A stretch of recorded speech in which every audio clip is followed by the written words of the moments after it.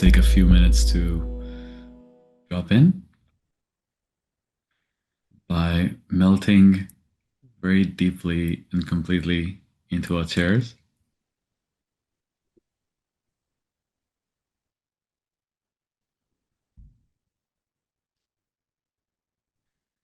See if starting from your feet, every piece of tissue can drop down to the ground or to the tissue, the part of your body that's just underneath it. Progressively go up from the feet and let everything drop and relax.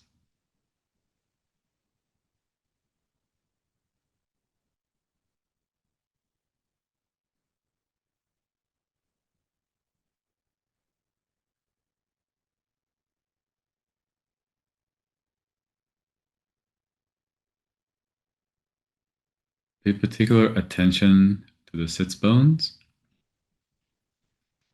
If you can sit on them in a way that's balanced, it balances the weight, the rest of the body on them, between them.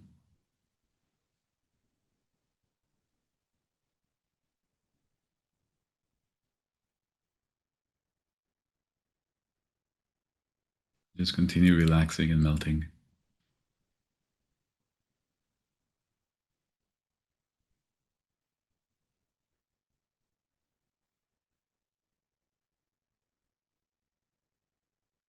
Every breath you take is an invitation for any new sensation discovered by this internal expansion to also rest and melt.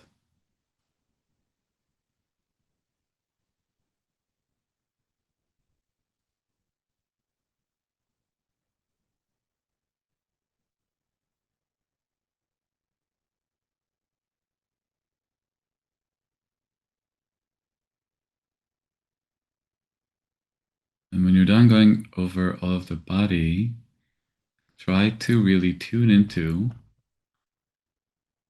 the feeling that tells you rest or peace, relaxation, maybe even safety.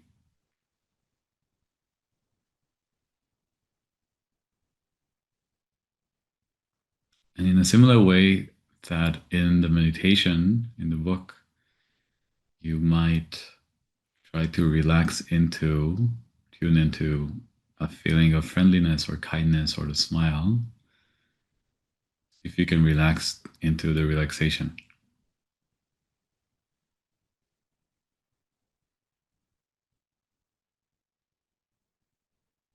Can you interface, feel into, tune into even more into rest?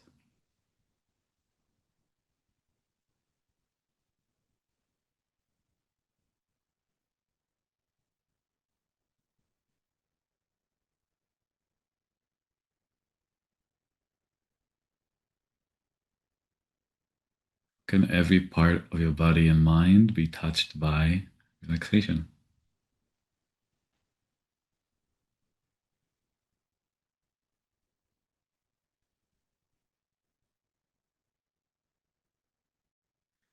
Of course, as you do this, some parts that are not ready to rest might protest a little bit or show their agitation. Then just hold the restful parts in the foreground, 70%, 80%, and envelop the parts that are agitated. Give them 20 to 30% of your attention.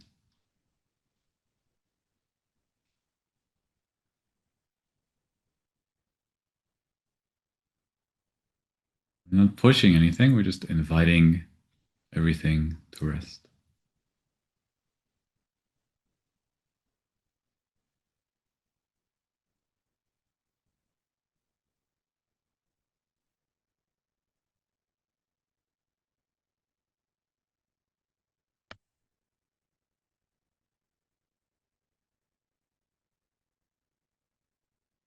From here, what would be a posture that lets you continue feeling this degree of rest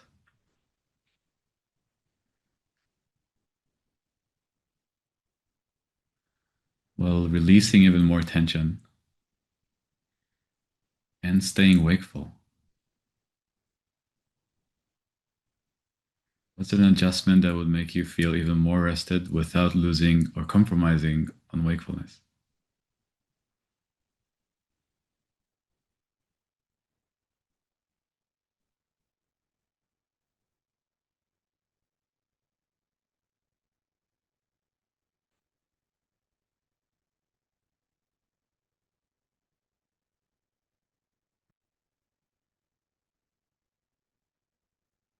It might be that you have an idea for how to move. It might be that the body moves itself when it hears these words.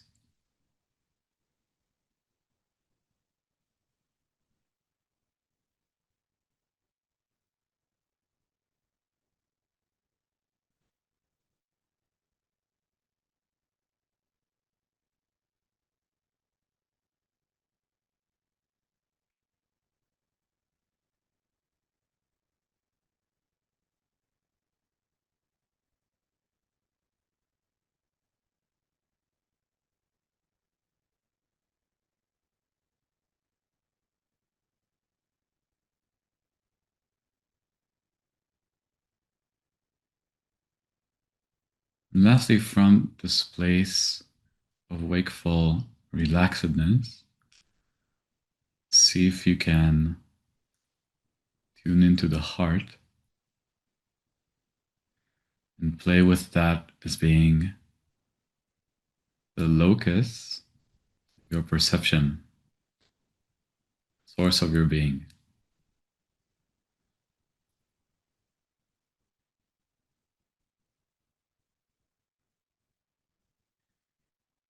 What would it be like to organize or allow to have organized all of the bodily sensations and tensions around the heart center point?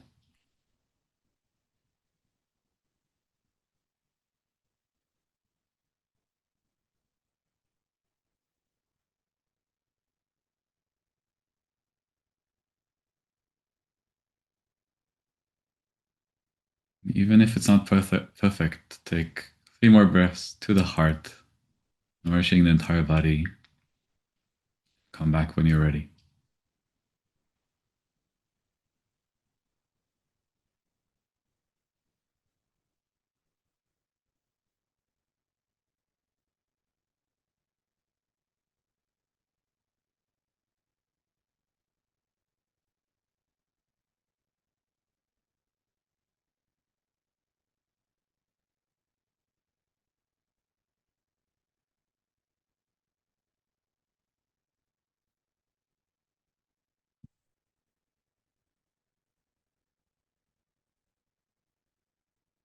Like occasionally thinking in these very simple terms about the way that this whole path lets us enjoy the two spectrums of our nervous systems together without it being a paradox. So both awake, alive, energetic, and incredibly restful, peaceful, relaxed. And my experience has been that the deeper we go into this path, the more this becomes available. We can be, we are not just relaxed while we're slowly dozing off, and we're not just active when it's agitating and relaxed wakefulness. So before we dive into the topics of today, I'm curious who of you has heard about the Four Noble Truths of Buddhism? Okay, smile, smile, hand, hand. Okay, everyone. Great. Guess we haven't heard from Jen, but I think she knows about it. So this is some of the core or the core thesis of the Buddha, or in some sense, the axiom that he put down. And what I've learned in Theravada school is that when the suttas originally passed down through oral transmission and then eventually written down about 500 years later, to sort of error check them to see which ones were actually of the Buddha, right? So uncertain when you have to pass down over centuries something someone said this was a critical and major test to see if whatever was said and written down was actually aligned with this basic Buddhist conception. Are the Four Noble Truths there? Or are the teachings aligned with it? And so, in my mind, I have great importance, which is why, even though generally speaking, I try not to place too much emphasis on Buddhism as the main thing, rather just tie threads back into the sources, chose to make this Buddhist or Buddhism interlude to talk about the Four Noble Truths and describe them in a more modern language that I'm putting forward in the book. So, before we go into that, would anyone want to recapitulate the Four Noble Truths as they know them? Or even just one of them, and we can do this collaboratively. Jump in. What's the first noble truth? There is suffering? Or Yes, suffering is real? Okay, yeah. there is suffering. I was hoping that's what someone would say versus life is suffering or this sort of thing. It's just there is suffering, the truth of suffering. It's certainly not that life is suffering or that suffering is necessary or that suffering makes us human or any of those other interpretations. It's just there's suffering. Axiom, there is suffering. What's the second one?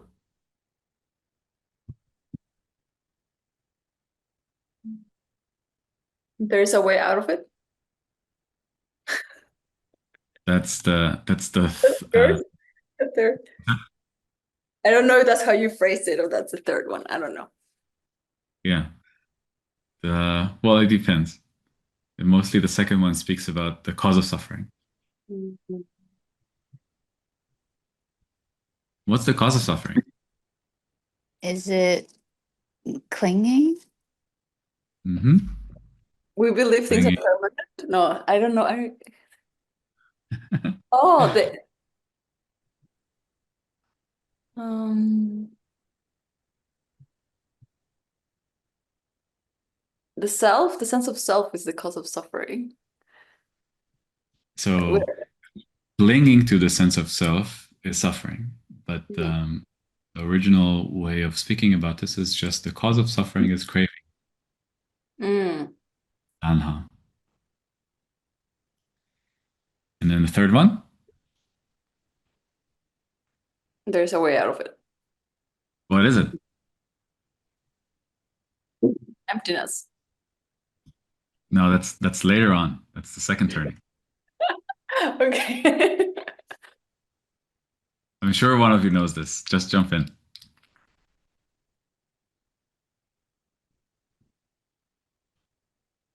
Jonathan?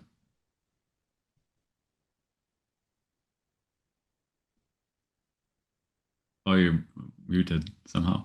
Oh, Here. Oh, now I can. letting go of craving. That's right. Yep, that is the phrasing. Letting go of craving.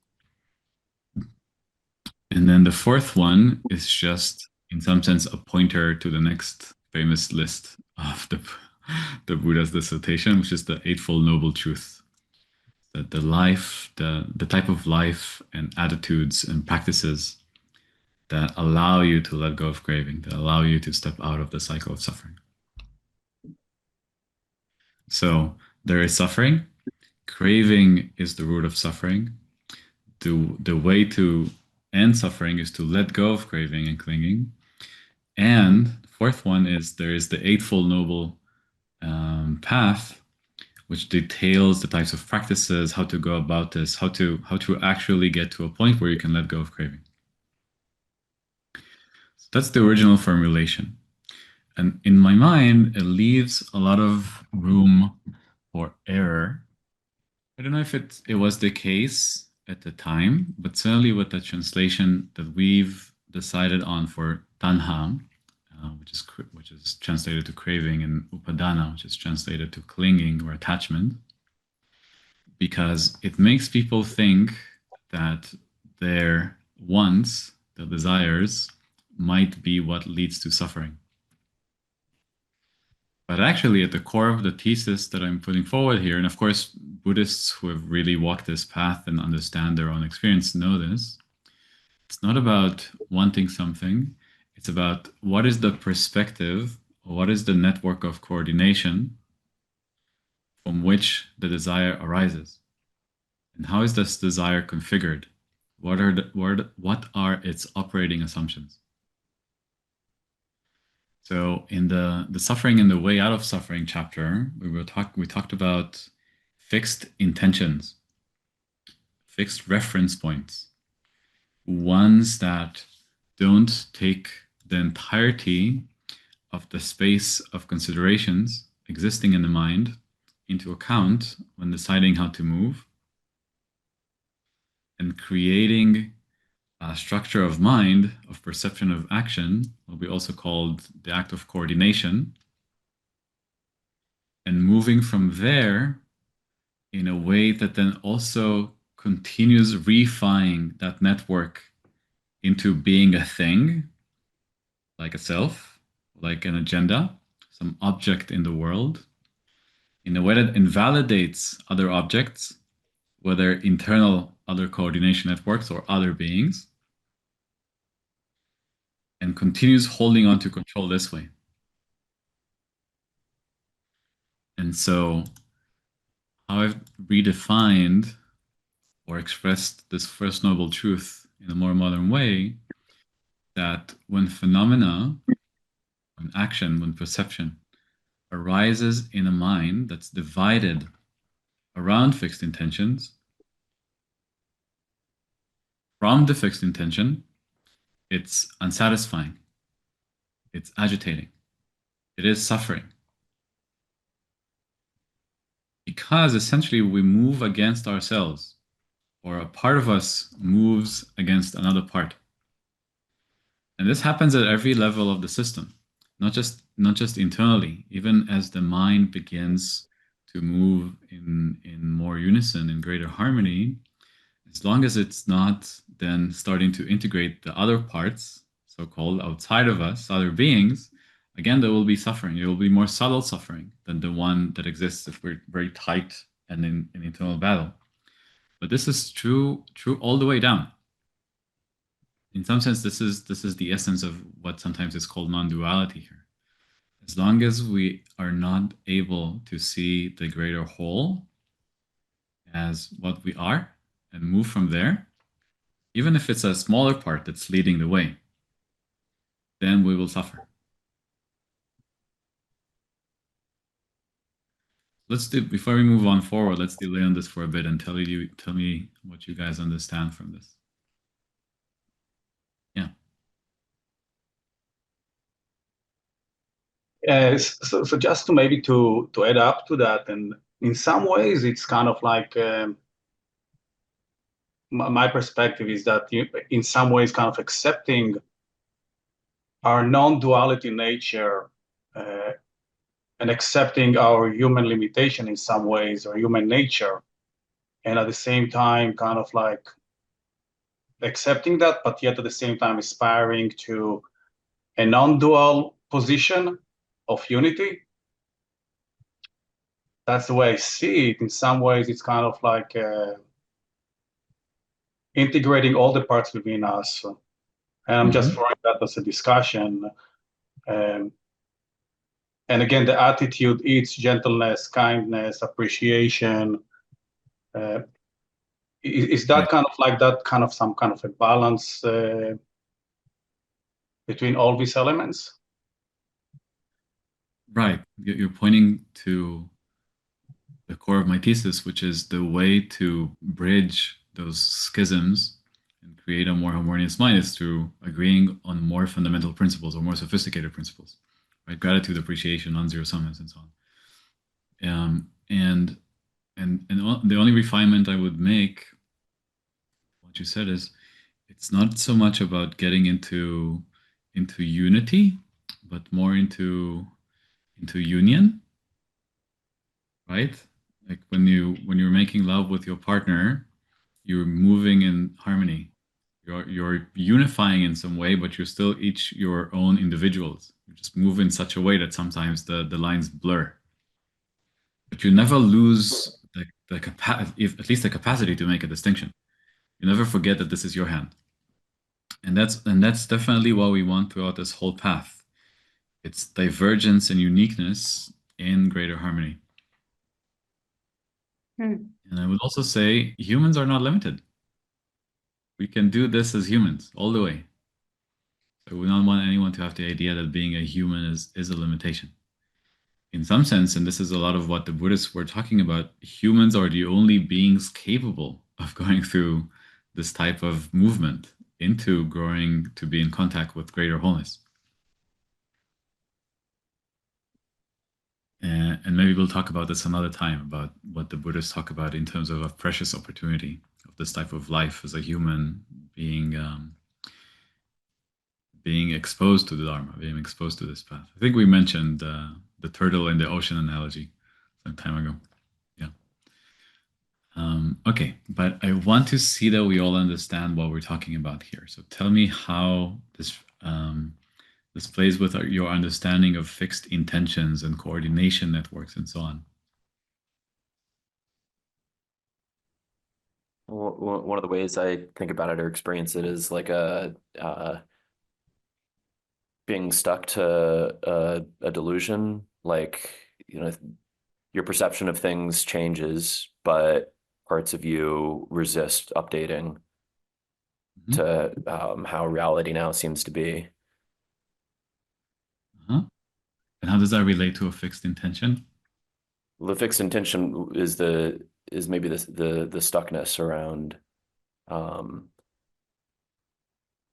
what you had thought you had wanted. Yeah. And the stuckness is in some sense, the tension or the schism between that fixed perspective, fixed intention, and other coordination networks trying to be fixed intentions, trying to take the reins. Right? And it's the conflict itself that's tense and unsatisfying and causes suffering. And the movement from each of those, right? I want to be the fixed reference point. I want to be the fixed reference point. Let's try a bit of this and a bit of that, right? This, and then the movement from each fixed reference point is craving. So what I want you to remember from this is that each time we move from a fixed reference point,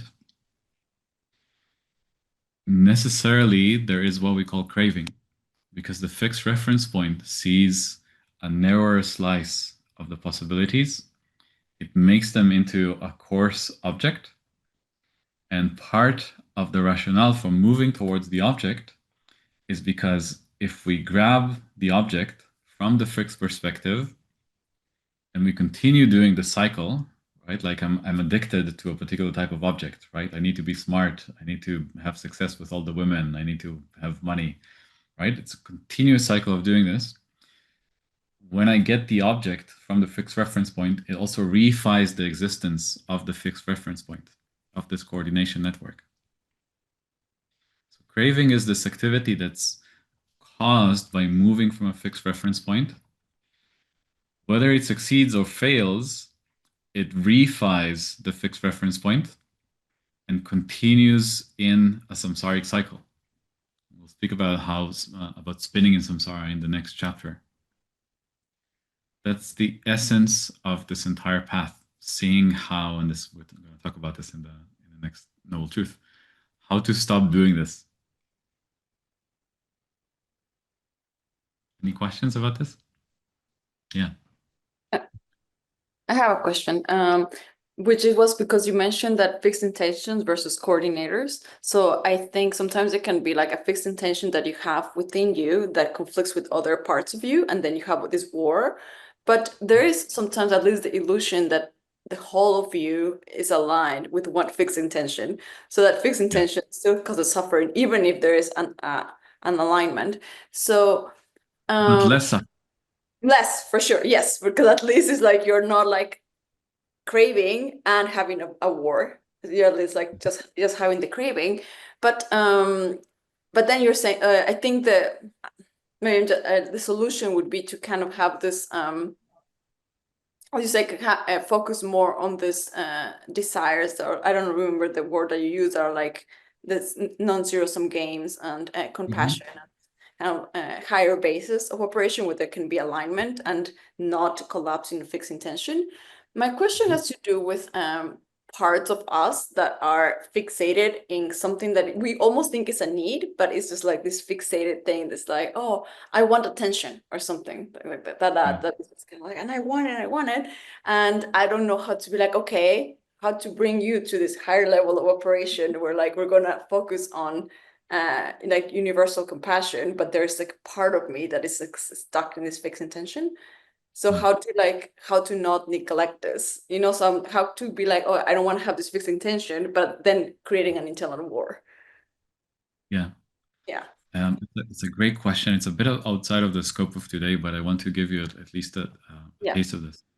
First of all, the type of practice that we do is sort of what we did at the beginning for our meditation, which is from the higher base, we place about 70-80% of our attention, like emphasis in awareness, let's say, on what makes for the higher basis. There's normally also a greater sense of coherence and clarity and spaciousness and so on, which also generally allows for a greater quality of love and acceptance.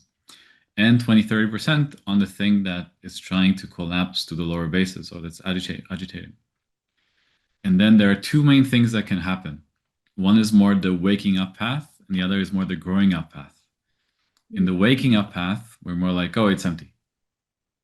Right? We just see the component bits, and this allows them to dissolve or to update, to release the karma. Like, we don't care about this at all. We only care that it's empty. In the growing up path, we can be curious about the thing, we can interface with it, we can see what emotion might need to be expressed, what message is there, what needs to be integrated into the greater system, whether from the perspective of the basis that it's in or by way of inviting it into the higher basis of operation. Now, these are not orthogonal things, because when you allow something to dissolve through emptiness practices, it has a chance to integrate. And of course, when you interface with something and feel the emotion and allow it to grow up, then naturally it will also dissolve into components and reform. But just as pedagogical tool or a way of putting into a box, this waking up and growing up. In some sense, this is the whole path. Sort of jumping ahead into the end of this. But, yeah. And then, yeah, okay, thank you. And I think there's, if I may ask another question, it's what is the difference between like a fixed intention and a need? A need is something that will still be there even if you're completely empty of all fixed intentions. It's like a pattern generator that you cannot stop. Like imagine hunger, or imagine the signal from your bladder when it's full. Right? It's always there. Bladder, bladder, bladder, blah, blah, blah, blah, blah, blah, right? And then all sorts of coordination acts can arise from this pattern generator. And then all sorts of fixed intentions, right? I'm a woman, so I will only ever pee in a fancy toilet. I will not go pee next to a tree, right? And then at some points, this becomes so intense and you go pee next to a tree, right? Like you let go of the fixed intention, whatever. Yeah. Right? So they're kind of not related to coordinators in a way, or like basis of operation. They just exist. They are. Oh, yes. That's true. It's what defines us as a human, you could say. And that's not to say, like, some people, of course, if you're fasting, right, for 20 days, you still have the signal, but you're like, I'm not going to do anything about it, right? Like, we have this capacity. This is part of why being a human is a gift in this regard. If we were an animal, we could not escape any of those pattern generators for our needs. We gotta eat, gotta mate, gotta whatever, right? But we have the bigger brain or the bigger mind in which to expand and understand those needs and how to take care of them and which ones are important, how to integrate them and so on. Thank you, Dor. Alex, was there something you wanted to say? I thought I was wondering maybe you could say a few words about what it's like to not operate from the fixed intention. Hmm.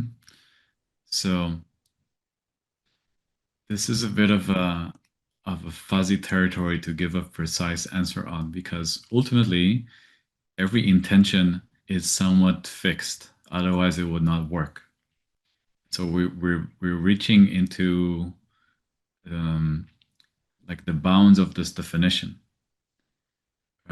Even if I'm a fully enlightened Buddha with no karma, and I want to go to the market to buy cucumbers, that intention is going to play in my mind for a little bit, right? It's just that I think, yeah, we sort of spoke about this in the last session, where because it's when it comes up, when it arises into the space as an intention, it doesn't have to like plow its way through all the other networks. And because every other need, every other potential coordinator, if it comes up while the cucumber action is coming up, you can say, oh, you're getting cucumbers? Okay, I'll come back later. Talking about it as a fixed intention and it causes suffering and so on, it loses its meaning.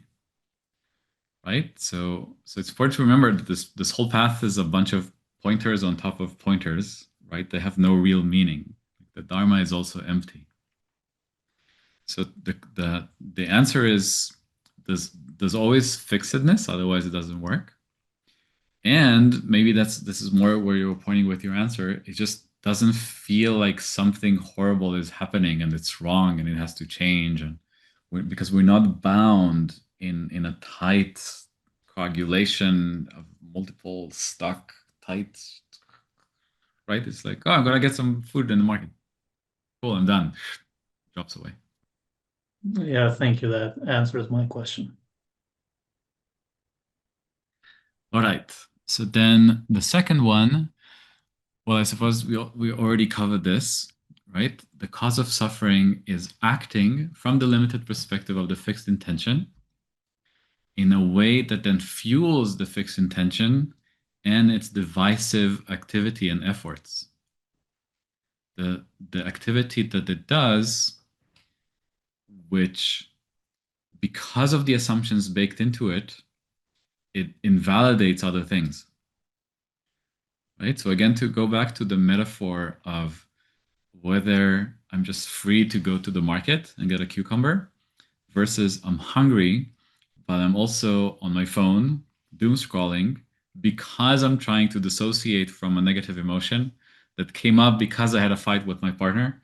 And there's a coordinator that's like, go talk to the partner. And there's always like, no, my ego will not let me. And right. So this like layer upon layer upon layer. And then I'm also hungry and I want to go to the market and I have to go through, right? And I want to go to the market and it pushes against the part of my ego that's like, no, but don't talk to her. And that's what's distracting me towards the phone, right? And in the phone, I'm doing things that refine my ego. And so loops within loops within loops, with every action refining the underlying structure, and they're all just like tightened. So the cause of suffering. I think we covered enough about this, so let's move to the third one and we can talk about them both together. So the end of suffering, or the way to end suffering. The original language is letting go, which has led to a great deal of confusion, because there's a sense that letting go is some ultimate answer, some final thing that if we do, then we're just going to be fine. We have to let go of our needs. We have to let go of our desires. We have to renunciate, be a renunciate. We'll have to hide in a cave, right? In previous to the Buddha, some spiritual approaches were about just starving yourself, just like allowing the body and mind to degenerate. A major innovation of the Buddhas was, no, we don't have to do that. That's just the self itself trying to kill itself in some sense. But because this language of letting go And sadly, it's always easy for an innovation, when not fully understood, to be interpreted as the previous one. There's so much emphasis on trying to starve ourselves to not have desire, to not grow, to not seek out an answer to our needs, and even to sort of play into a notion of an original sin. Like something about us fundamentally is broken and wrong, and we have to just dissociate from it and let go and not do it and not feed the beast that we are, and so on. And so this is my attempt of crafting a language that's much clearer, which has to do with all of the emptiness stuff that we've been talking about, particularly in the "we're all just walking each other home" chapters. And it's about finding more sophisticated configurations of the system, what we are calling higher bases of operation, from which we can see that the fixed intention is not some objective fundamental aspect of existence, whether the greater existence or me as a being, but rather is composed of the same stuff of mind that everything else is composed of, the same sensory bits, same mind atoms. The more we understand that every act of coordination coming up is generated in the moment, is composed of all of the faculties, all of the senses, all of the modalities that are available to us as humans, we start having much more perception, understanding, and control about how to relate to them, how to reassemble them, and whether to move from them at all. So again, this is sort of what I was giving as an answer to Sophie when she was talking about what do I do about the thing that's agitated. Part of what we can do in meditation or off the cushion is just nothing. From a higher perspective and with the understanding of emptiness, we can see any urge to move in the world, any type of craving, and do nothing. Just not have it move us. Which is already a major benefit. This is a lot of what, when people start to meditate and they see all of the aspects of their existence, all of the compulsive behaviors, the rumination, stuff that really keeps them miserable, they can see that they don't really need to do anything about it. It's fine. They don't have to be moved by the compulsions, and they don't die. It's just okay. So first and foremost, it's this understanding, not so much about letting go of craving, about not opting into the act of coordination, but not engaging with it when it comes up. Not engaging with it, I would say, on its own terms. Rather, for each of those partializing movements, right, a fixed intention that invalidates other aspects of you and is narrowly focused on just what it sees, we see this, but in the perspective of the greater system, which through this sophisticated configuration, allowing it to hold this wider, more spacious, more free space, doesn't allow the contraction into the narrow vision. So it can both see the assumptions and remain free. It can see what's happening. It's all in awareness, but it's not engaging with. As an example, to make this more visceral, consider or think about an interaction that you had with a friend or family member, a partner, where they're angry at you. They really want something at you. They're blaming you. And often we get recruited into the fight. Like, they're angry at us. I guess it means I did something wrong. Okay, I'll fight and defend my honor. And we just do this. But alternatively, maybe they're like, oh, and you're like, okay, I see the parts of me that want to engage in this way, but I'm not gonna do it. Oh, I'm also seeing the assumption that I had that they want me to fight them back, because that's how we signal to each other that we care. But wait, if I'm not opting into the fight and I'm not angering back, but from the wider perspective, I see that part of this coordination act has a show of care. Oh, oh, I see that you really care about this, and I also care about you getting your needs met. How can I be here for you? Rather than, right? And we do the fight. Does that make sense? Does my example resonate? It does, but it's really hard on the moment. Yeah. Mhm. Yeah. But It's very simple but challenging. I also sometimes find myself in situations where like I'm able to not sort of like respond from that perspective that you Dora just described. But there's also sometimes certain things need to be said when you see that the person is unraveling in the wrong direction. And if I don't say anything, that will damage things going forward. So I do have to kind of engage into a fight, and then it becomes a bit of like a bit of that um fighting that you talk about. So I don't know, what would you say about that? Like how can I act more skillfully in those circumstances where something needs to be said about the matter that the person is bringing up?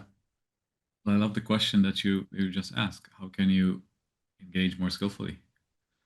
How Yeah. can you engage with a person such that you meet them where they are, but without fighting, Hmm. without sending aggressive, validating at energy towards them?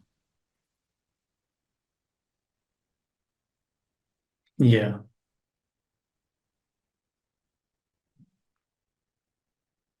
But what if like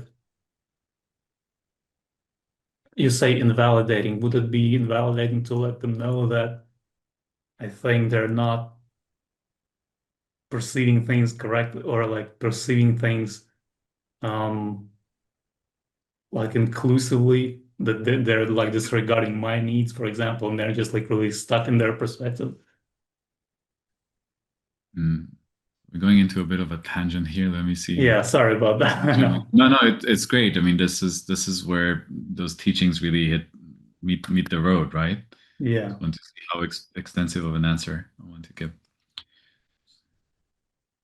So, first of all, there's no hard and fast rule here. It's not like there's a thing you can say which is invalidating and another thing that isn't. It's more about when your partner, when the person you're relating with comes to you and does something fighty, or yeah, or even without the fight, that you think is unskillful or disrespectful or doesn't see the greater considerations on, can you meet the core of the energy that they're bringing to you in a way that validates what they're feeling, validates where they're coming from, validates their perspective? Can you step into their reality, right? Wear their shoes, take a step, simulate you taking a step or two um, into the world that they're in, and really sense what's happening. And the more you can do that and understand why they're angry, why they're attacking you, why they're seeing in a limited way, why they're doing something that they see as hurting you, the more you can validate something closer to the pattern generator of the need, like the actual thing that they want, Yeah. which for them, and along with any level constructed on top of that, any coordinator, any intention that's on top of this, that is their reality. That is the best that they can do in the moment. Yeah. Yeah, this makes sense. I think I'm realizing right now that I'm really coming from a place of fear of that they won't be able to understand me, even if I do try to meet their need. There's sort of like will still not be able to see through, or like, Yeah, and that really kind of, if it's someone that I love, and yeah, I might lose them over this, sort of like. Yeah, Alex. So that's something beautiful to recognize and also vulnerable to express, both here and certainly if you're expressing it with someone who's yelling at you in the moment. Yeah. And the human business is funny. There's always your perspective and the other person's perspective. And a lot of fighting is about who gets to have their perspectives expressed into the greater relational conscious space in a moment. It's like who's more guilty, who's more hurt. And when we say be the bigger man, be the bigger woman, be the bigger person, we're like, okay, let them express their pain first. And you hold yourself in the fear of not being understood or maybe not ever having a chance to express. But if you have the capacity to hold the fear, right, for a few moments and be with them and validate their own fear, right? They're also attacking or whatever it is that they're doing, or freezing or escaping, right? Because of their own fear, because of they care about something that they think you cannot see, right? And if you can't see it, that means they leave or they attack you until you see it. If you can validate the thing that's underneath, right? If you can say, oh, I see that you care about this thing that perhaps I've not been seeing like you wanted me to, or that you are afraid you will not be able to express. And I'm with you in it. Like, tell me more about it. I want to be with you in it. Express curiosity, express care, right? And when they relax, they get their needs met. When they are receptive, you can say, I also have a fear that I won't be heard, especially when we fight like this. And I get scared, and sometimes I yell or I do something less skillful, and whatever the situation is. It's like they do their thing, you do your thing, exactly like what we do in meditation, right? We generate a space as much as possible. We generate a space of expanded consciousness that's loving, that's relaxed, that's peaceful. And then the memory from childhood comes up. We're like, oh, and then, I have to call the bank, right? It's like what comes up first. And internally, what comes up first is what is, generally speaking, right? In meditation. If I'm driving on the highway and someone cuts me off and I really want to yell at them, I'm not gonna do it, even though that's the thing that comes up, because I want my eyes to still be on the road. So there's the same aspect of, okay, what is screaming harder? What is more important? What and I'll say, and I won't go into it, the greater question that I always like is, what is the movement that moves all of us towards greater wholeness? We'll speak about this a lot more down the line. I'm just putting this as like Yeah. Thank you. Jonathan? Just to add, I think it's a great question. Again, taking all this theoretical to practicality, and it goes back to the point that you mentioned that we are all going back home together. Meaning, if there is a mature part within us, an immature part, let's say, with us or with others, I mean, how can we meet them where they are? Yes, exactly. And influence them, I call it influence rather than control them. Meaning, the more we're going to probably validate them, understand where we're coming from, hopefully, I mean, they'll be able to open up to accept some kind of influence, but at the same time, we have our own fears, as you mentioned, Alex, and sometimes it's so hard to be patient and put it aside and simply kind of like just to attend to the other side. It's a great practice, and it's kind of hard to move through that kind of like layers and layers to bring all of us together, because we want to grow too, but in some ways they're holding us back. So we are challenged by that. But this is really great practice. Jonathan? Yeah, just wanted to kind of restate a lot of what I heard you say, Dor, and how I think about it. I forget the language you used, Alex, but when you started talking, you mentioned how something about with like when you're caught up with someone else in an argument and how they're not seeing how reality is. It's not the language you used, but something like that. What made me came up for me was how I've noticed how like when someone's in a really reactive state, there's kind of two aspects of reality over layered on top of each other, only one of which we can see. Like, the argument or the cause, the proximate cause of the argument may be what triggered it, but what's actually the emotional fuel for it is, I think, typically something from the past. Like in a relationship, let's say arguments about the dishes are never about the dishes, right? They're about like developmental trauma or something that then gets projected onto the partner and comes out through these fights. And and we happen to get caught up with the people that we get caught up with, I think, because like our karma is happen to interact in a particular way. We don't get caught up with other people's fights because there's not that kind of particular resonance isn't the right word, but there's not that kind of connection there. And so I think that, the opportunity is present for both parties in fights to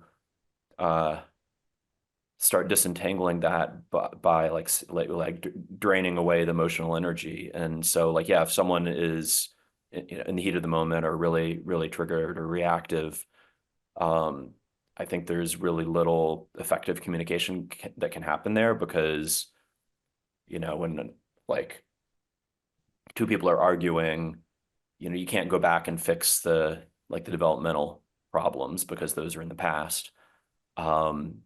But when we can get into more grounded states, if our friend or partner or ourselves are able to really have like a vulnerable conversation to start to discover like what the actual emotions underneath the triggers might be, and then that can be a way that in the heat of the moment we can learn how to speak more directly to those wounded parts.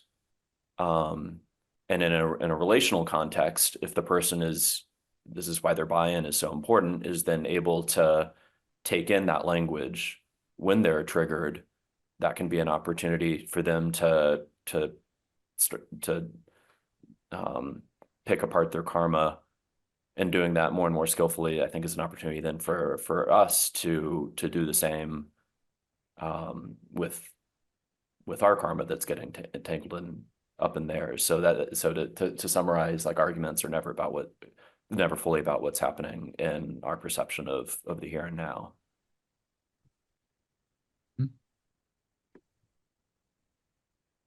Yeah, generally speaking, the more you go down this path, the more you see every type of triggered argument or conflict like this as an opportunity to release some karma or to grow.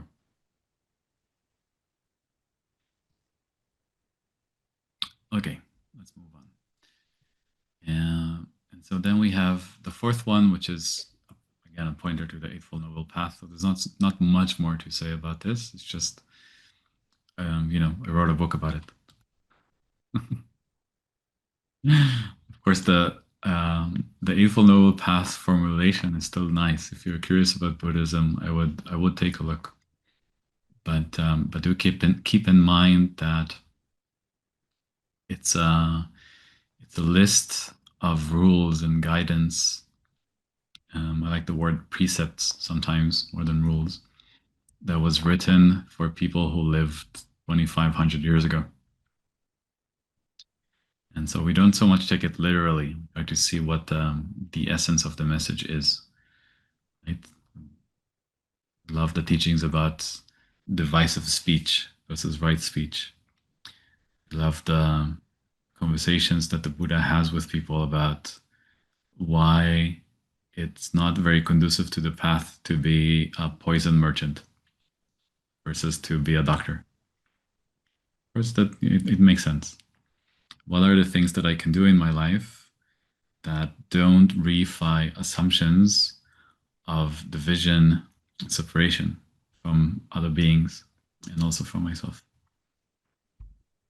Dor, may I ask just a quick question? I was wondering if you have any suggestions about what, like, the best way to kind of to familiarize yourself with the original teachings of the Buddha. Like, I only listened to Cholodasa's talks, and through that I have learned kind of a lot about that. But is there like, would you recommend reading the suttas, or what would you say? I used to, like 15 years ago, I used to just have the Majjhima Nikaya with me. It's a collection of suttas, one of the major collection of suttas, and just read in breaks between meditations, Mm. sutta after sutta. And then, sometimes ask a teacher, sometimes talk about it with my friends. So Yeah. there's some beautiful stuff there and a lot of outdated stuff, but it always good, grist for the mill, I would say. So if you're drawn to that, pick it up. Also happy to talk to you about this if you want. Like if you read something and have questions, like send my way. I Yeah. haven't done Thank it in you. a while, but it's always fun. Thank you. Yeah. Appreciate it. Yeah. Okay. Oh, and I guess it's worth saying when you go to a TWIM type retreat with Delson, he does a great job at breaking down the suttas and their implications for practice and the philosophy around it. Like that's like a connoisseur's meal of suttas would be to listen to Delson talk about this sort of thing. Okay. So the rest of this chapter about the Four Noble Truths, I only speak about the way that originally the first turning was focused on eradication of suffering. There are all sorts of implications for how this was taken up and what the purpose of the path was, which was then later criticized by the later turnings. And so here I'll just say our goal is not so much, or at least not just to eradicate suffering, it's to create the fertile conditions of mind that allow all of the positive qualities innate to humans to be expressed effortlessly and naturally. And for a quick intuition about this, it's exactly like if when you're hungry and want to go to the market, you don't have to navigate through a billion strategies and agendas and identities. The thing that comes up is just the goodness, the love, the compassion, the well-wishing, the charitable attitudes. If you don't have karma, you're not triggerable because the thing that gets triggered is resting. So no matter how much your partner or whoever is barking at you, it's like, oh, what's wrong? Oh, I'm here with you. Oh, tell me everything. Oh, what's that about? Oh, what's happening for you? Oh, I think maybe you just need a hug. No, there's nothing that catches on and wants to do the anger, blame situation. The good qualities are just happily arising. And more than that, you become so unconditionally loving and joyful that it just spills out naturally into the world.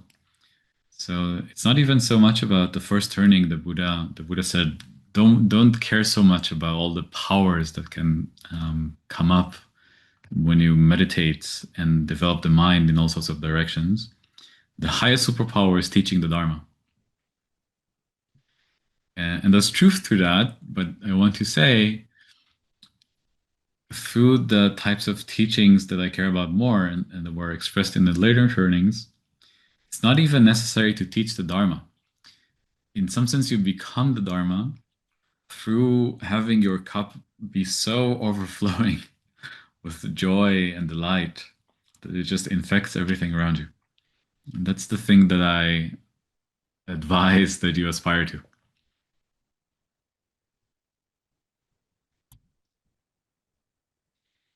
Okay.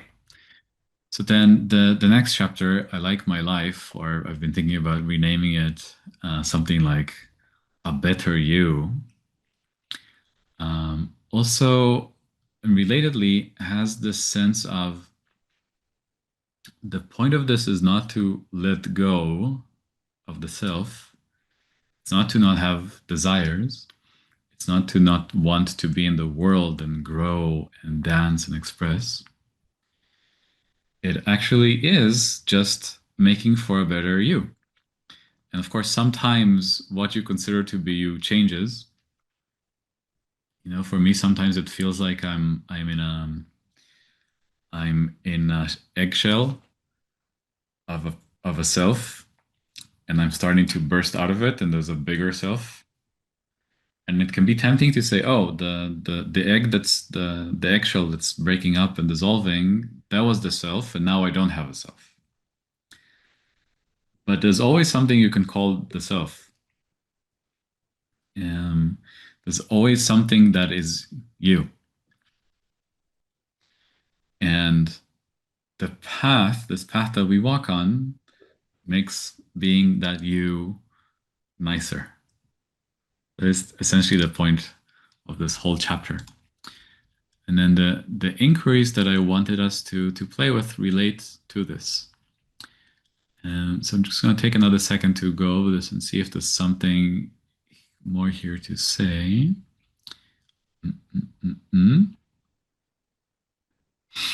Yeah, I talk about doing more with less, putting less energy into what we're passionate about, because there's no friction of all of those conflicting fixed intentions.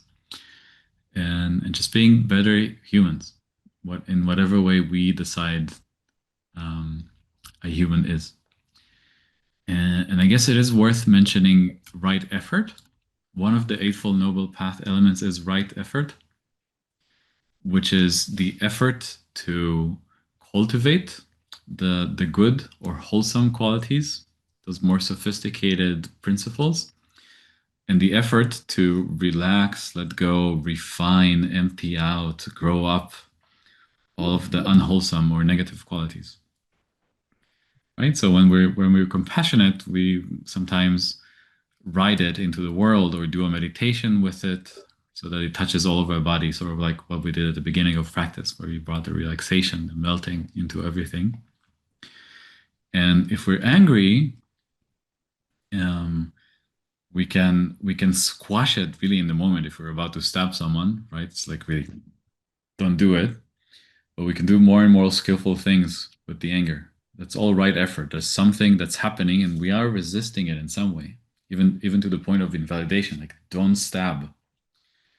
But the less we can invalidate, the more the effort can be fine, more we can interface with the anger and say like, okay, what I want is that this person sees how much I hurt.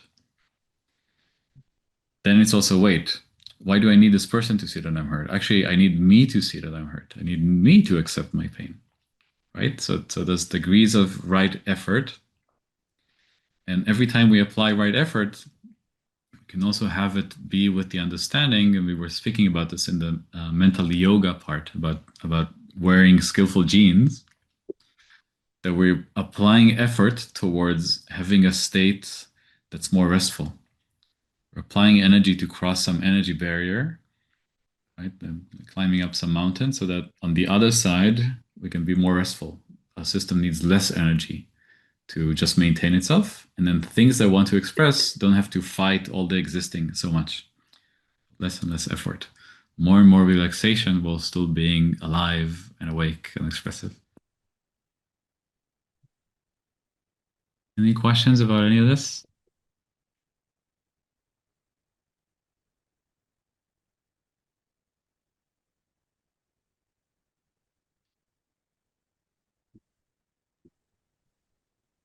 I have a question, but it might be a little bit on a tangent. I'm not sure. Okay, so because of what you were saying, to answer my question, I think you brought it up again, of like seeing this fixed coordinator that is like stuck in one intention from this like higher base of operation and cultivating these qualities.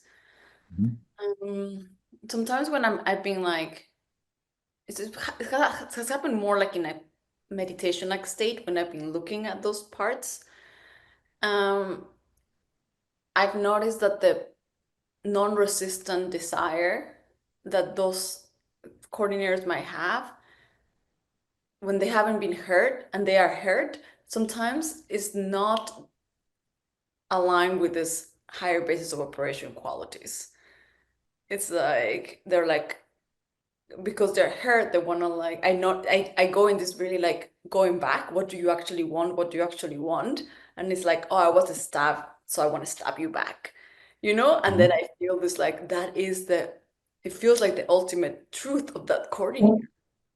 So but then I go in this conflict of like, how do I both allow that without resisting while maintaining this like qualities that I want to cultivate. And I obviously Yeah. wouldn't act on that, but just allowing those feelings feels contradictory, even though I'm still Yeah. loving that part. But yeah. Some of my greatest breakthroughs came from being in a very collected and spacious state, and then having some anger or hate come up that normally, like, I just did not have the space to deal with, and then we're just like, no, no, no, no, no, and just fully feeling the hate, fully feeling the anger, having the fantasy to strangle someone, and like I hate them so much because like just like fully feel all of it, all the way down, allow it to express all the way, right? Beyond even like a validation or an understanding or finding the deeper thing or whatever. Just like fully feel it all the way, fully go into it. Sometimes that's enough, right? Sometimes in the same way that sometimes like we stub our toe or something and it's like fuck, right? And then that's it. Like what can you do? Sometimes that's all there is there.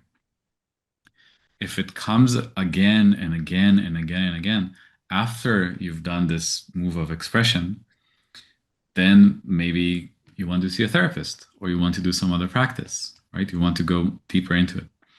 But either way, first expressing the charge, first really fully letting in and feeling what's there allows you to then find just the thing, the actual thing, and not all the charge that's been built up around it. Okay. Thanks. Because always feels like I don't think I let the whole thing express because I'm just always been like, oh, but feel some compassion for these people or something. And Yeah. then I express it. And then it's like, but yeah, what you're saying is like, let it, the whole thing, have a container and in which I'm just letting the whole anger just exist. Yep. Yeah. Yeah. Okay. Thank you. I'm glad you brought this up because earlier I was saying stuff like wholesome or unwholesome and negative and positive, but there's nothing that's a priori wrong with any aspect of us, with any of our expressions. And a lot of the, oh, I hate this person. Oh, I have to be compassionate. It's just more competing fixed intentions. Like I've internalized that I have to be compassionate because that's how I'm a good person and I'm a good Buddhist and I'm a good whatever. And compassion is the way to awakening. But true compassion arises naturally in the same way that the hate arises naturally. And if we don't feel the hate, if we don't feel all the emotions, then the natural joy, the natural compassion will not come up. So again, it's like levels of skill and interaction with ourselves. In the moment, if the hate comes up, I'm not gonna go and start, intimidating the person and strangling them. Of course, if you have a partner who's willing to play with you in that, and you're like, "Can I strangle you a little bit?" Right? And that's perfect. That's beautiful. I highly recommend finding people you can play in those realms with. Then we go into like the realms of tantra and BDSM and role play, and it's like it's great. Highly recommend. But all of that you can just do by yourself with zero or as much as possible, letting go of every part that's like, no, I'm not supposed to hate, I'm not supposed to feel this way, I have to be compassionate, right? Now the hate, now the compassion, now the anger, now the love, and we naturally learn to trend towards the love because it's nicer to be this way, not because the anger is wrong. It's more fun, it's a nicer dance. Okay, thank you. That makes sense. Anything else before we do some inquiry? Well, maybe a distinction there I want to push back a little bit, though, is that, or I guess ask a question around it, is that, like, I often find when I look at like my anger or these other emotions that they're not really that. And when I tease them apart, I notice other things underneath. Mhm. And I guess the question would be, how much are you doing that versus how much are you reifying or adding fuel to what you perceive to be anger or hate? Yeah, that's the question.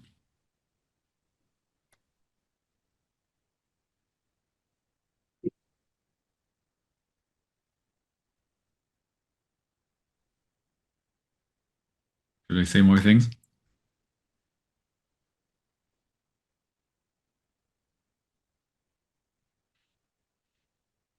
Someone simulate me and give the answer.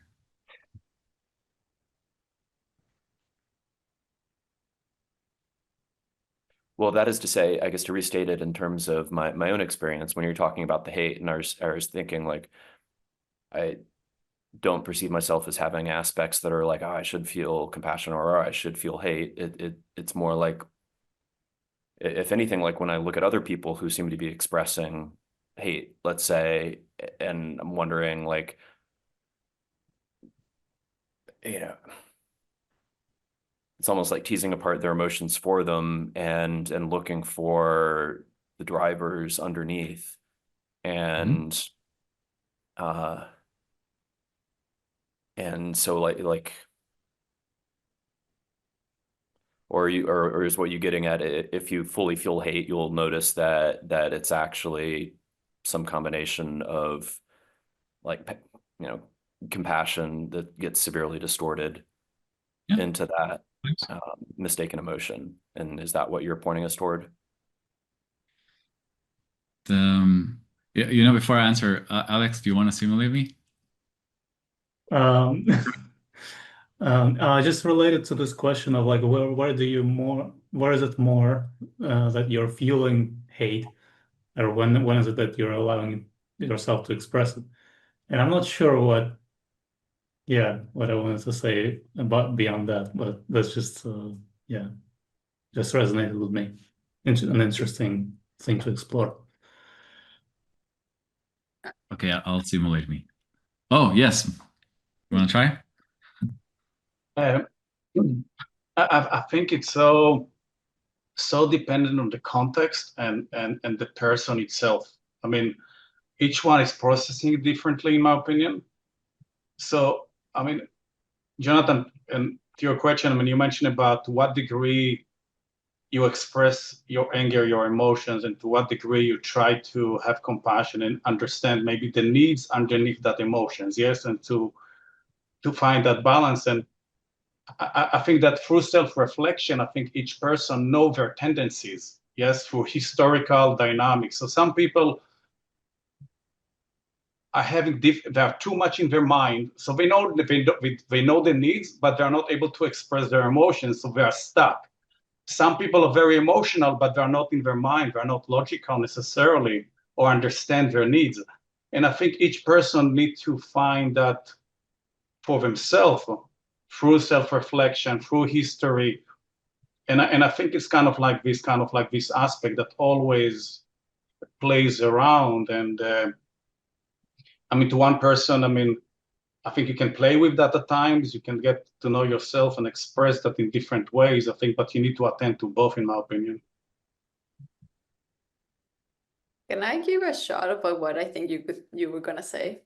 Yeah. Okay, so I think first of all, I feel like it's important to use discernment. So if I would be like really angry at Door at this moment, then I might just actually gonna get something and like start throwing at him. Like then is where I'm like, okay, I use my discernment. That's something that I don't want to harm another person. But if I'm either in a container when like Door has agreed, oh, I'm gonna actually, you can, throw something at me at like, or like maybe a pillow or something, I don't know. But we have agreed, or it's just me, then, or like in your own experience, then I'm not going to judge, is my anger bad? Is my desire to throw something at one person bad? Is the compassion good? And then the anger, I'm just gonna like allow everything to be and to come. And this is just the expression, and just let it out and just let it be and be like, oh yeah, I feel a lot of anger, I feel a lot of aggression. And then at some point when like, I think eventually where the path leads, it's or like, this is my understanding, is that when you have expressed all the things that you have to express, this like sympathetic joy and compassion just naturally arises. without having to, from top down, tell yourself, be good, be compassionate, because that's what I think, at least for me, that's what has put me in this box of like, I'm trying to be good. So I'm like neglecting all of these things, and then they are in the bottle in like a kind of like this sparkling water, like about to like burst at any moment.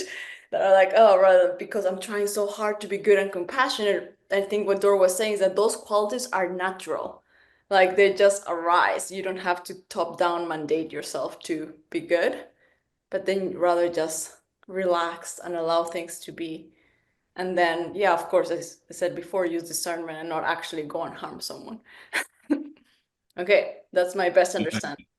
I like all of these answers. And the thing that I really wanted to point to is Jonathan was saying, how do I know? And that's it. It's just that's the question that what I would like everyone to be with in every situation. There's no ultimate truth here. Sometimes you know that a person is expressing anger because their sadness is blocked, because their care is blocked. And sometimes you know that for the person, the expression of anger and hate is a breakthrough. And you want to just like jump over to their perspective inside and rage against the fucking machine with them. Be like, yeah, that fucking sucks. And if you can do that, you can even do that when you are the machine that's being raged against. Like someone tells you, you did this and this. And you're like, yeah, I fucking suck. I really disappointed you and I hurt you and I fucked up. You're so fucking right. Sometimes that's the highest skillful move to do. And there's no one size fits all. We just continue to learn and continue showing up in the moment and seeing what works.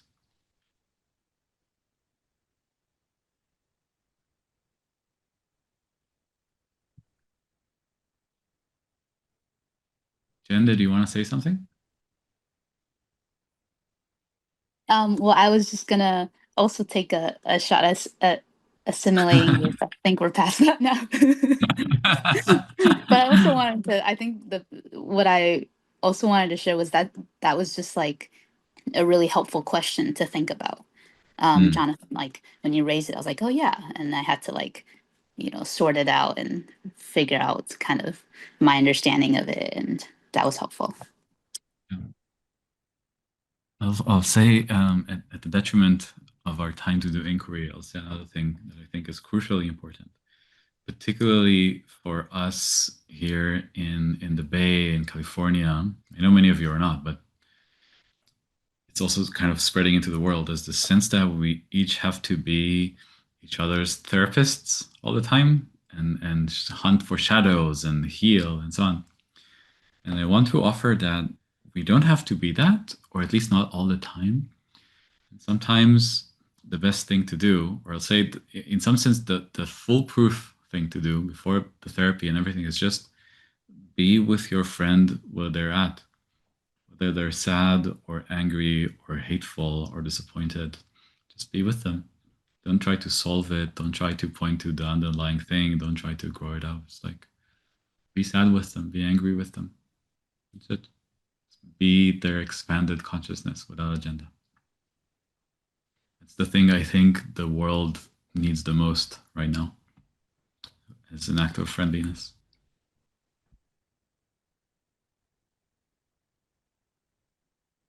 Okay, let's take a nice deep breath. Integrate what we've heard and talked about a little bit.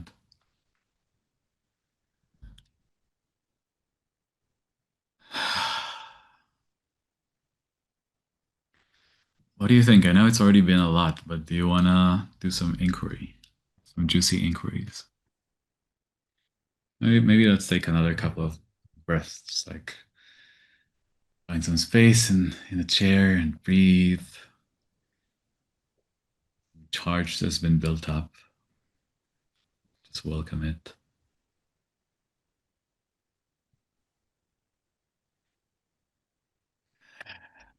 Just be in the flow with it. Don't need to change anything.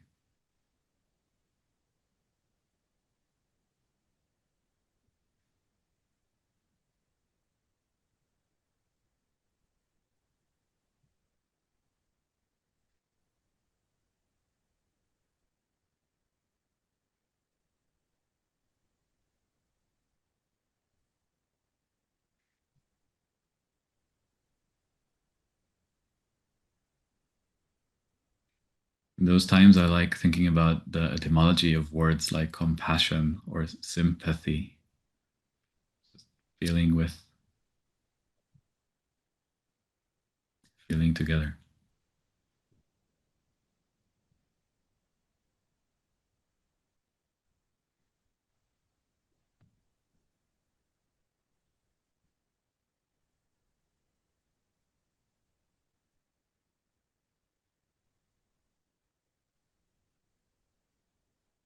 All right, let's start with the simple one. Let's see if we have space for the more intense one. So take about 45 seconds to think about what, whether historically or preferably right now, you have a sense that if you are to walk this path of awakening, of conscious evolution, you need to change about your life. And I don't mean, oh, I want to spend more time on the cushion, right? Like, what do you think you need to change about your life that is more than if you picked up a hobby of playing tennis? Take some time to think, and when you're ready, feel free to jump in and say something.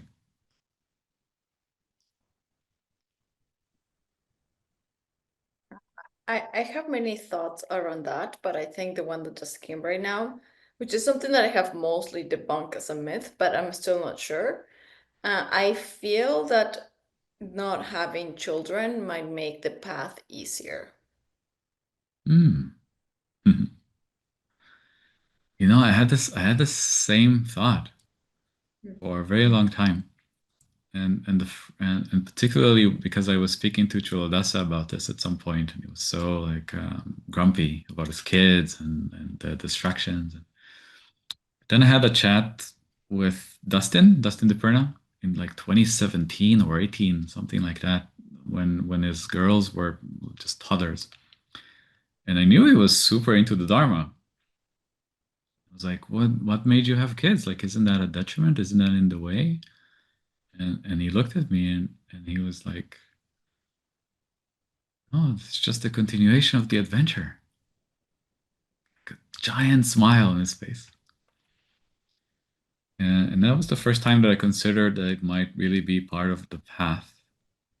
And since then, I've only learned from other people about how having kids was actually the highest teaching about themselves, about humanity, about how to really squeeze the essence of what they are out of them. At least for me, this has stopped being true. That's not to say that kids are for everyone, but I don't think it's a detriment in some ultimate way. Also for women, I feel like a lot of these people who I have also heard what you say tend to be men. There's Mm. a lot, not just like the investment, but also the psychological change that happens that I've seen in mothers Yeah. that gets you more reified in a way. You get so protective about these beings. Uh, I think I've seen it makes it harder to have this universal love when you're so invested in ways that you're not with a partner or like even your parents. Yeah. Sometimes the thing that most helps karma exhaust is that you squeeze it all the way. Hmm.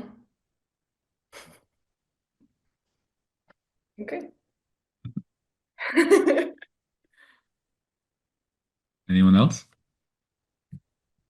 I think mine is a little bit related. But there's a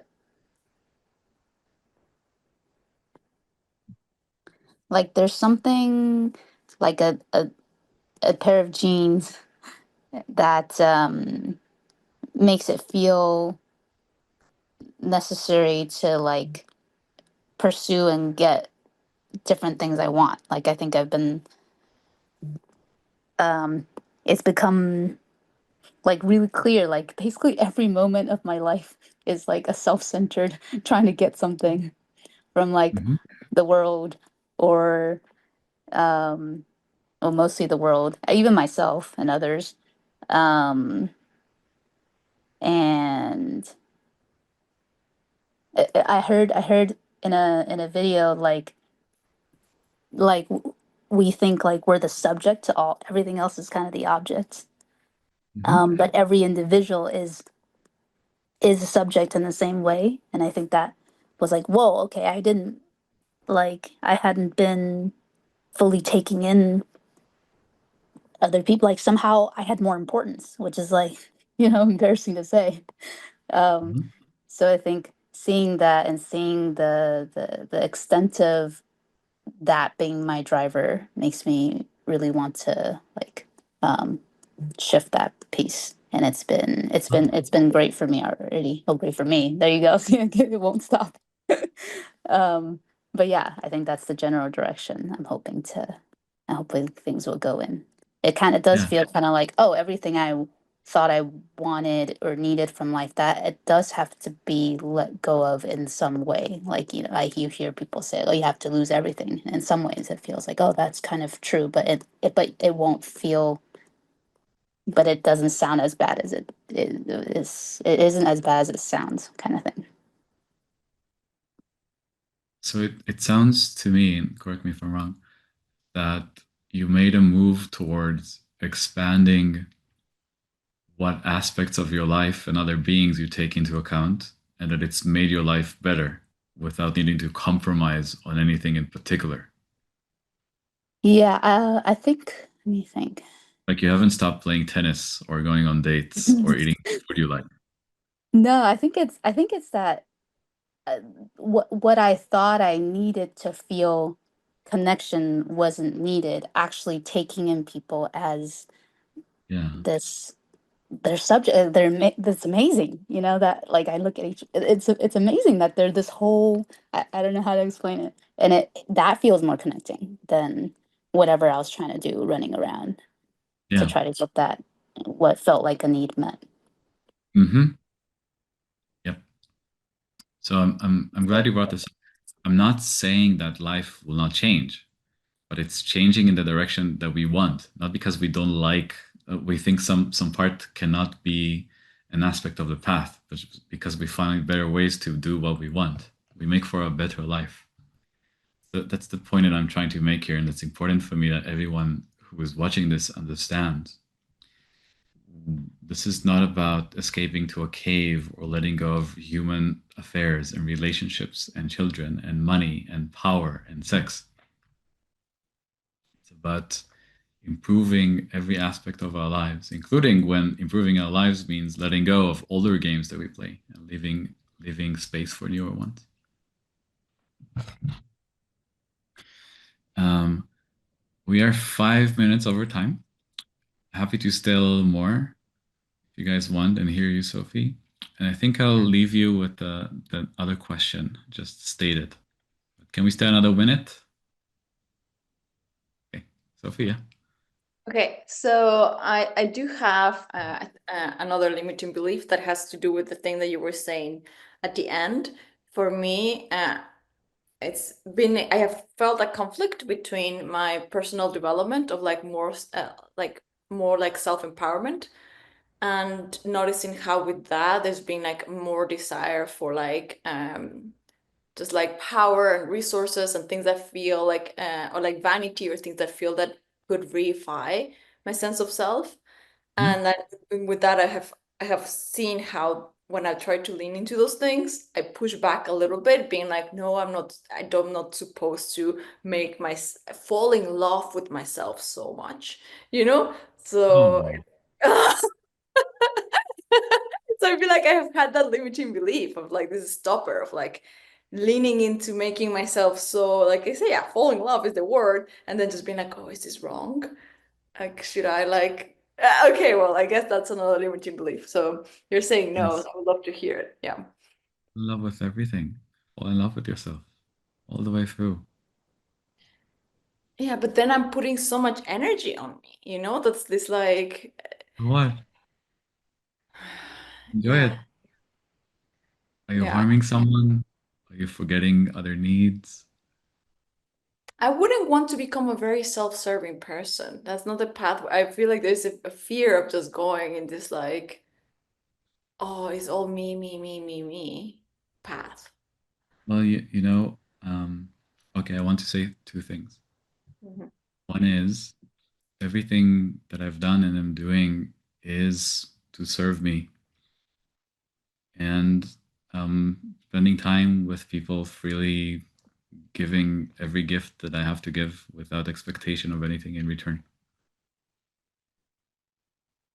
I like it. I'm enjoying it. I'm doing it for me. And my second point is check out how nice my hair is.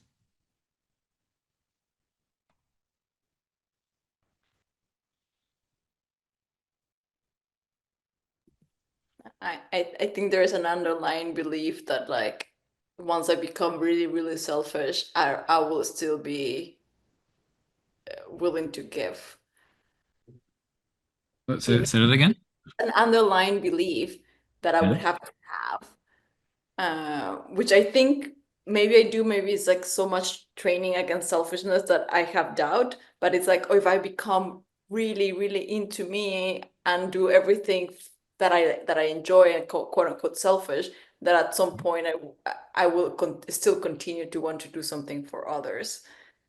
Like it requires that. But I think it's because we do see in the world people who appear to be doing everything for themselves, but they're not doing something for others. Yeah. That you're like, oh, I'm afraid that if I continue this falling in love with myself, I will like fall into like narcissism and then just like forget about Yeah. all. So, you know, there's a lot to say here about other people and the limitations, but Sophie, you're on the path. And to any degree that you can fall in love with yourself, do it. To any degree that you can fill your cup with so much happiness and joy, do it. And don't worry about it flowing out. It will when it will. Hmm. Keep walking the path. And a lot of this path is just loving yourself so much. You move yourself to tears by how much you love yourself. Love yourself so much, the love cannot just be contained with this one meat suit. It just Uh, spills out to everything. But don't worry about it spilling out. Just love yourself. Love yourself without reservation. okay, it's scary, but okay. Yes, it is. All right. I want to just leave you with the last one. It's an important one. And I encourage you to bring your answers to the group, like post on WhatsApp. We can continue the discussion. Okay, let's see how to do it quick while doing it justice. So, a lot of the reason that people go on this path is to escape from something happening in your life. It's to fix something. It's touched by the sense of this aspect of the world of being a human is not good enough. It's limited, it's bad, it's never going to let me be the thing that I want to be. And therefore, I will go the other way, which is the path. So I want you to think about what you're using the path to escape from in your life. What do you want to put out, push away from your life?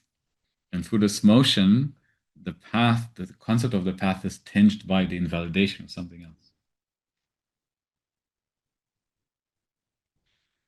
So please post in the WhatsApp group, or even if not, just think about this for a little bit, because that's a major unlock for the path. When we see what it is that we're trying to run away from, we stop meditating away from it, and so much time is wasted meditating away from something here, right? It becomes just another fixed intention that we're samsarically spinning in instead of.